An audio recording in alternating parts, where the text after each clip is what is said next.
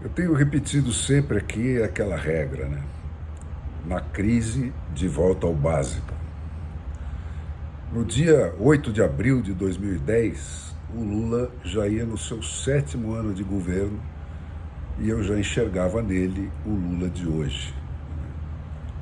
Esse discurso sobre a liberdade eu fiz no Palácio das Laranjeiras, no Rio de Janeiro, para uma plateia de jornalistas que incluía o João Roberto Marinho e o Roberto Chivita, né, representando meu pai, Rui Mesquita, na entrega do Prêmio Ícones da Comunicação, na categoria Liberdade, oferecido pela Associação Brasileira de Agências de Publicidade.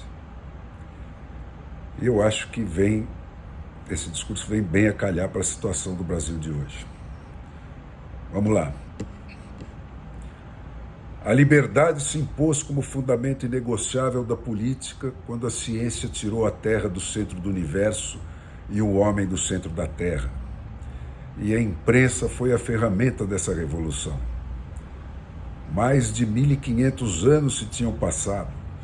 Rios de lágrimas e de sangue já tinham corrido quando a invenção de Gutenberg finalmente permitiu que Lutero desmascarasse o esquema de poder que, apoiado na censura e no controle estrito da informação, tinha se estruturado por cima da igreja e transformado a mensagem de Cristo num instrumento de terror.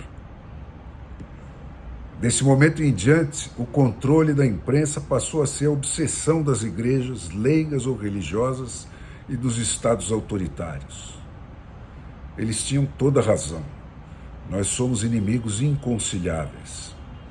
A história não registra exceção, né? As tiranias se instalam quando o Estado consegue deter pela força o livre fluxo das ideias, e as tiranias desmoronam quando a informação volta a circular. O percurso tem sido longo, mas por mais pedras que haja no caminho, o rumo não poderá ser invertido. O primeiro olhar do homem para a vastidão do universo feriu de morte os deuses das verdades absolutas. E o que veio depois é mera consequência. Na Inglaterra seiscentista, o homem teve pela primeira vez, desde que há registro, a experiência da convivência com a diversidade de crenças. Para além de preparar o terreno para o surgimento da ciência moderna, tirando o pressuposto da frente do fato e o dogma da frente da experimentação, esse momento consagrou a tolerância como um valor absoluto na esfera das relações humanas. E de lá, a luta se espalhou pelo mundo. Passados quase 4 séculos, a liberdade ainda é um privilégio de poucos. Se a capacidade de ir diretamente às fontes do conhecimento estabelecido é o instrumento da libertação individual, a educação é o único caminho de acesso a esse instrumento. Onde ela não entra, a liberdade não se estabelece. Os espíritos autoritários não odeiam apenas os veículos do conhecimento. Eles odeiam o próprio conhecimento. E não é por acaso. É esse o drama do Brasil. Quem não conhece o passado está condenado a vivê-lo de novo. E cá estamos nós outra vez, às voltas com um país que se quer o centro do mundo e um projeto de ditador que se imagina o centro do país. Mas sejam quantos forem os que se deixarem enganar por isso, o essencial não mudou. Em plena revolução tecnológica, tudo o que sabemos é que saberemos mais amanhã do que sabemos hoje e que na sociedade da informação, mais gente ficará sabendo disso a cada minuto que passar. A dúvida, cada vez mais, é senhora. E essa ausência de certezas é o pressuposto da liberdade. Continuará faltando aos ditadores em projeto uma verdade em que se apoiar. Eles terão de instalar os seus regimes sob o signo da fraude, de vender-se pelo que não são, e se quando não puderem mais enganar, recorrerem aos mesmos meios do passado, sem poder alegar os mesmos belos fins para justificá-los, eles estarão se atirando na vala dos criminosos comuns. Não tem mais tapiação nesse mundo de janelas abertas. Eles têm os dias contados, né? Hoje existe um outro tipo de tirania que é mais insidiosa.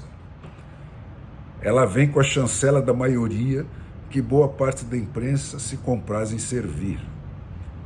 Essa ausência de resistência torna essa nova forma duplamente perigosa, com as armas da moda e da moralidade, que são a nova cara das antigas verdades oficiais. A sociedade, esse poder não eleito que atua em todos os campos e não só no da política, pode se revestir de uma capacidade de constrangimento terrível. E, no entanto, é preciso lembrar com Stuart Mill que se todos os homens menos um partilhassem da mesma opinião e apenas uma única pessoa fosse de opinião contrária, a humanidade não teria mais legitimidade para silenciar essa única pessoa do que ela, se poder tivesse, para silenciar toda a humanidade. Está na hora disso começar a ser afirmado, especialmente para plateias como esta, com a veemência que a extensão desse fenômeno exige. Na trincheira do jornalismo, aprende-se rapidamente que cada conceito está sujeito a se transformar no vício para o combate do qual ele foi criado. Que ao opor resistência aos grandes males da atualidade, é bom não fechar os olhos ao possível perigo do triunfo total de qualquer princípio.